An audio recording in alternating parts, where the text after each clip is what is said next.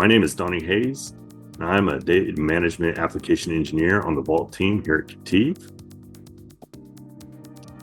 In this video, I'm going to talk about mapped properties and property compliance in Autodesk Vault, and how to map properties and enforce that property compliance. After this session, if you want to learn more, check out Mastering Metadata in Autodesk Vault. KETIV's Director of Professional Services, Phil Stagger, shows you everything you need to know about metadata in Vault in this 42-long deep dive video. So in this video, I'm going to talk about what mapped properties are and why you might want to map those properties, and consider checking for property compliance in Vault. I'll follow up with a demo to show you how to map properties using AutoCAD and Inventor files. I will also show you how to enable or disable property compliance checks in Vault. So what are mapped properties and why do you want to do it?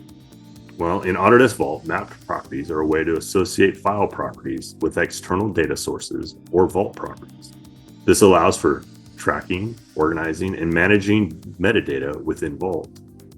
Mapped properties in Vault are essential for automating data transfer and ensuring consistency across files, items, and other entities, eliminating manual entry errors, and creating a single source of truth. This accuracy enhances searchability, streamlines workflows, improves reporting, facilitates BOM management, supports integration with other systems, and helps enforce data standards, ultimately leading to more efficient and reliable design and engineering processes by transforming Vault into an intelligent data management hub. Now, let's look at property compliance. Property compliance in Autodesk Vault refers to the state where the values of assigned properties to specific file, item, or other objects adhere to predefined rules or requirements. It ensures that critical information is consistently and correctly captured and maintained throughout the lifecycle of the data.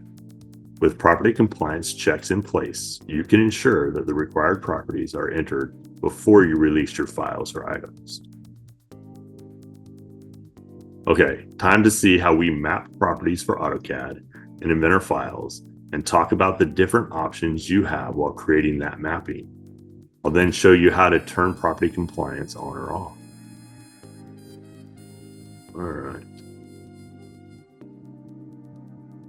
So, first thing we need to do for AutoCAD files is we need to register our block names containing the properties that we want to map or capture within Vault. So with AutoCAD open the template file or file that contains those properties. Select the block that contains the metadata you want to capture inside of Vault. With the properties pane open, you want to get the name of that block. And in this case, we have title blocks ANSI A. With those block names written down or stored somewhere, the next thing we need to do is open up the Vault server. Inside of the Vault server, we need to select our Vault. In this case, I'm using the demo Vault. So now that I've selected the demo Vault, we go to Tools, Index Block Attributes, select New, and we'll enter the title name or the block name. Select OK.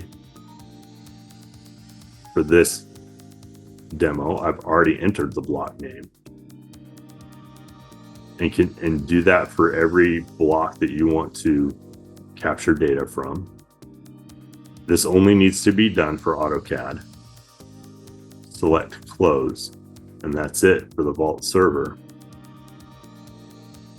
Once we've done that, we can go into Vault. We want to make sure that our files with the metadata that we want to map are checked into Vault. So to map those properties, we'll go to Well, first I must mention that you need to have administrative rights to do this. Otherwise, you won't be able to do that. You'll have to contact your Vault administrator. We'll go to Tools, Administration, Vault Settings.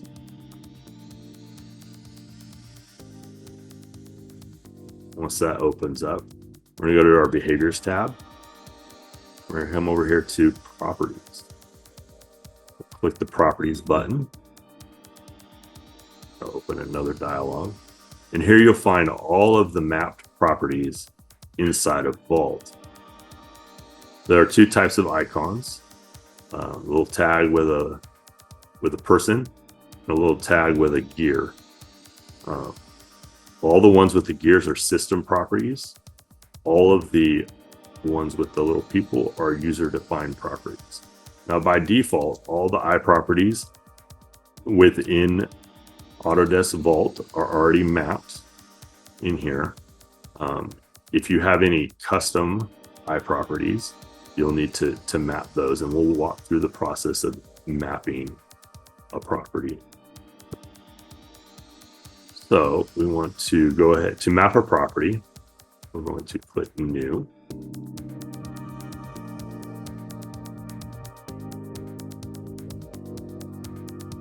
Now we have our mapped property dialog.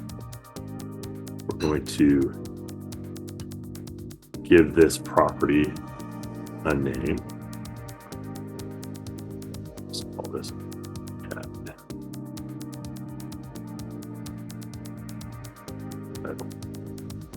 You're going to select the type of data that's in the property.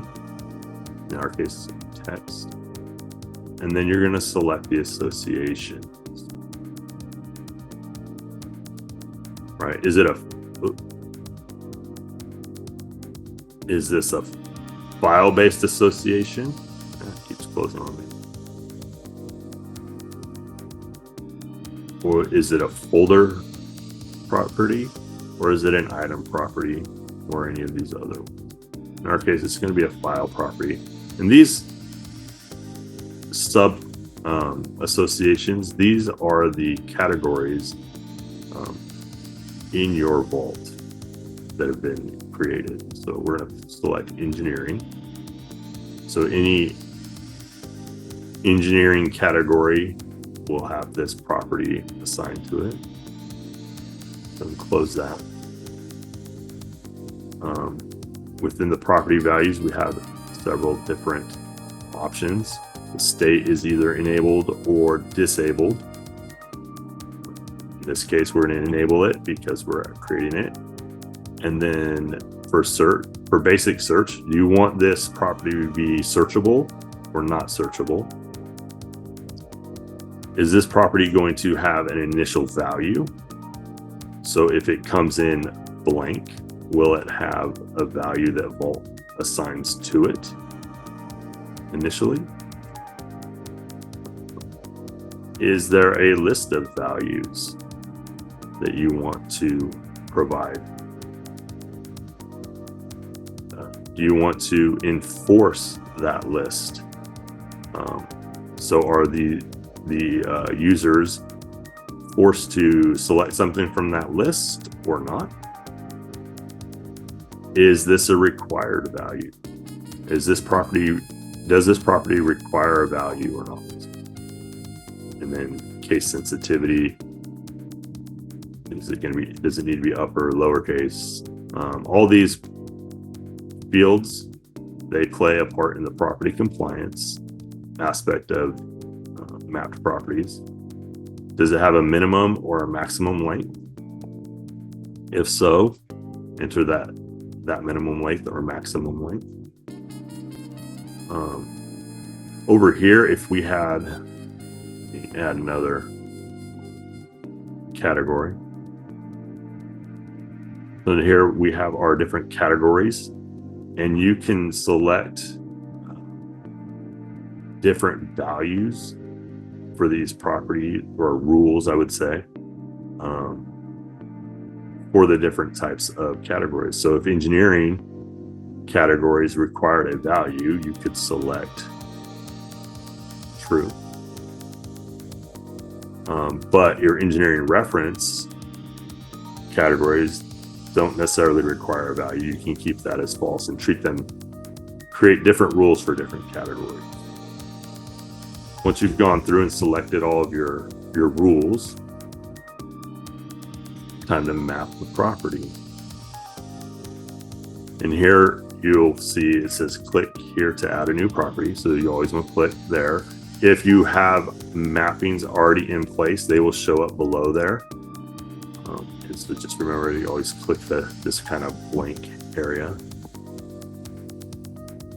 Here we'll select a file. It comes in as file. If we were to select files and say items, we would then have a choice to designate how we map this property. So we're going to select file. We're going to select the provider, and you can see you can map properties with multiple kinds of file types. In our case, we're going to do AutoCAD. And then we are going to select the file property. And when we drop down, we can import from Vault or import from file. So when you import from Vault, a dialog will open up to browse to the file that's in Vault. Import from file is not in Vault, but somewhere on my file system. So in our case, we're going to pick import from file. I recommend that you just check the file in and import it from here. The file is here in templates. AutoCAD. So file. Then you'll get a list of the properties.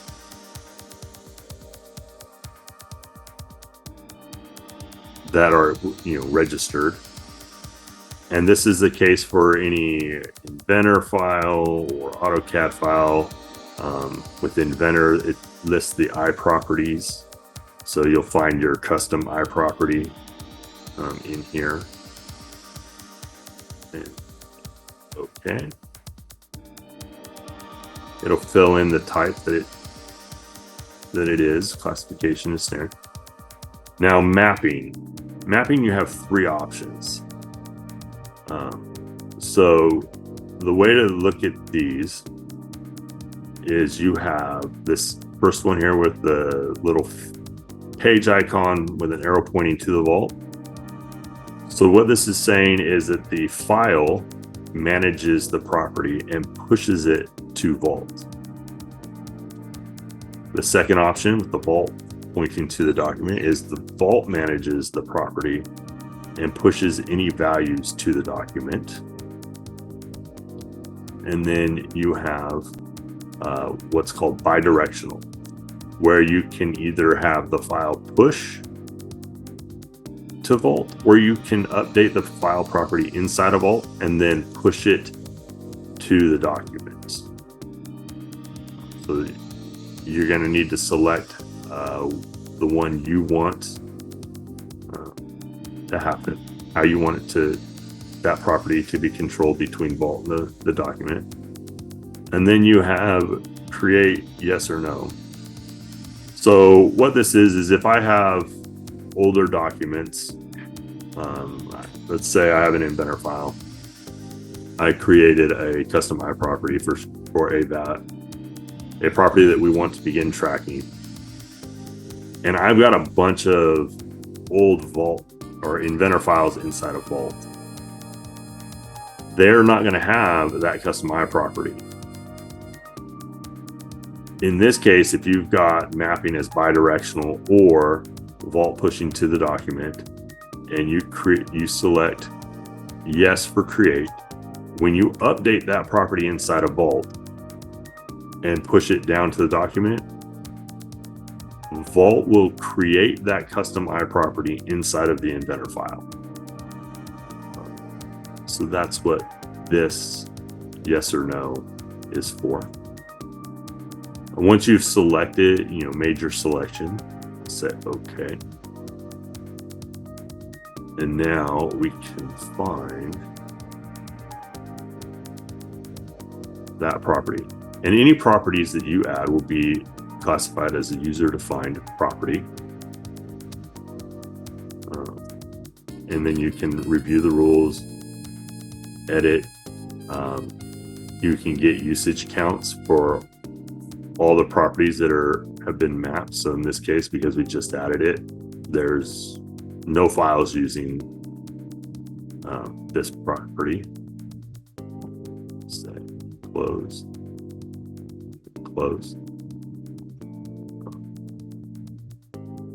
So now, if we go to that file,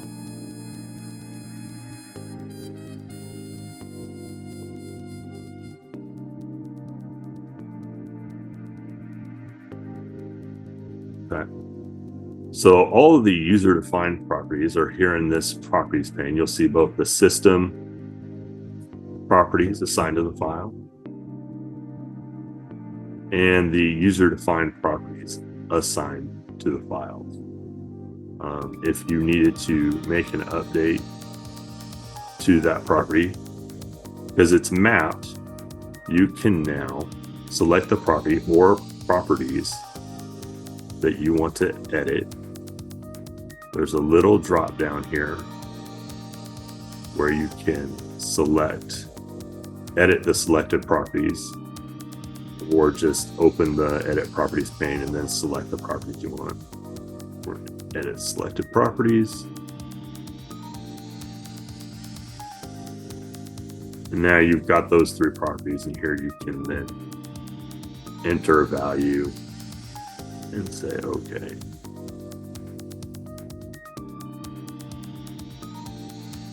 And then you'll get if there was an original value, what the new value is, if it was successful or not. And we should see that value here. Now, if you don't see the property that you want to add, then you can always add a property through here. Ours got added, so we don't have it. Missing from this assigned category. So that's how you map a property. Now, property compliance, that takes place at to get to there, you go to Tools, Administration, Vault Settings,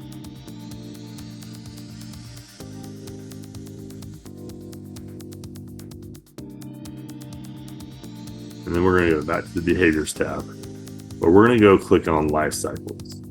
This is where the property compliance checks happen, is at the lifecycle state changes. So we'll grab our lifecycle that we want to use, click Edit. And now you have to decide at what point are you going to check for that property compliance. Depending on your workflow, you would want to have that property compliance checked before it goes into a locked state to be released. So I like to create that property compliance check between work in progress and for review, because generally for review is for the files to be reviewed and locked before they get released. So we want to inform the user that things aren't quite right while they can edit the file. So what I'm going to do is I'm going to create a property compliance check between work in progress and for review. So with work in progress checked or selected, I'm going to click transitions and find my transition for work in progress to for review. I'm going to select edit. And right under criteria, this is the criteria that needs, or the rules that you would set up to allow or the rules that need to be satisfied to allow this transition from work in progress to full review. And within the properties, there's a special property called property compliance, where Vault will look at all of the rules, like is it a required value? Is it, if you're using a list and they have to stick to the list, is that value that's selected part of that list? Is it uppercase if you're requiring it to be uppercase? Does it meet the minimum and maximum? Does it fall within the minimum and maximum length of the value? So we're going to select property compliance is, and then compliant. And then we click add. By adding this, I'm now telling Vault, before we transition from work in progress to full review, I want to have you check for compliance. Make sure all these properties are meeting the requirements I've set. And then you say, okay.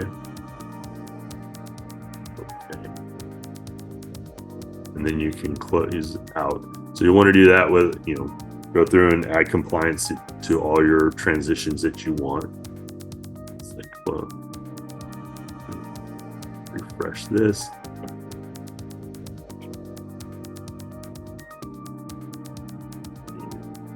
I'm actually going to now remove this. Try to make this all compliant.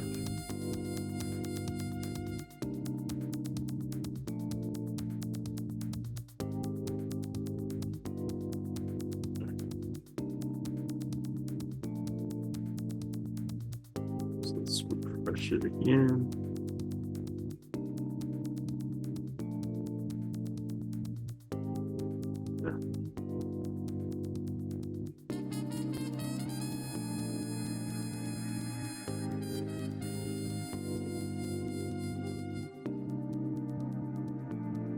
So here's my compliance in place. Property requires a value. We said it requires a value. It doesn't have a value. So it's telling me, hey, you need a value. Okay.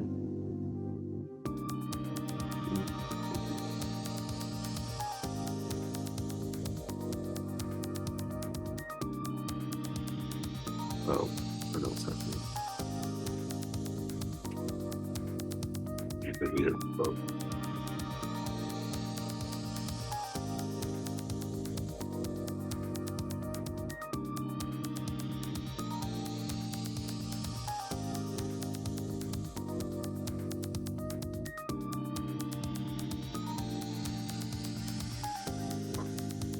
Okay. So when we have a file that's that doesn't meet the property compliance, you'll see this little tag with the red dot. That is an indication that there is a property or properties that aren't compliant with that file. If we look at the user-defined properties, we can see which file or which properties don't meet compliancy rules with this little red circle exclamation point. So those need to be satisfied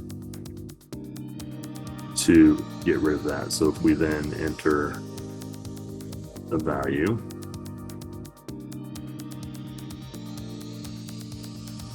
okay.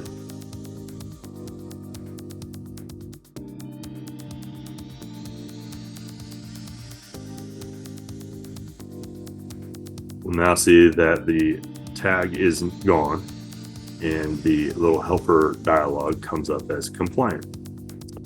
And so that is your property compliance in place. So that's how you map properties inside a Vault and turn property compliance on, or you can turn it off, and what it's doing. And as always, if you find yourself struggling with Vault issues such as mapping properties or property compliance, we can help. You can contact our support team by email or phone. And if you like this content and want to get more, please like and subscribe to our channel to follow this entire series.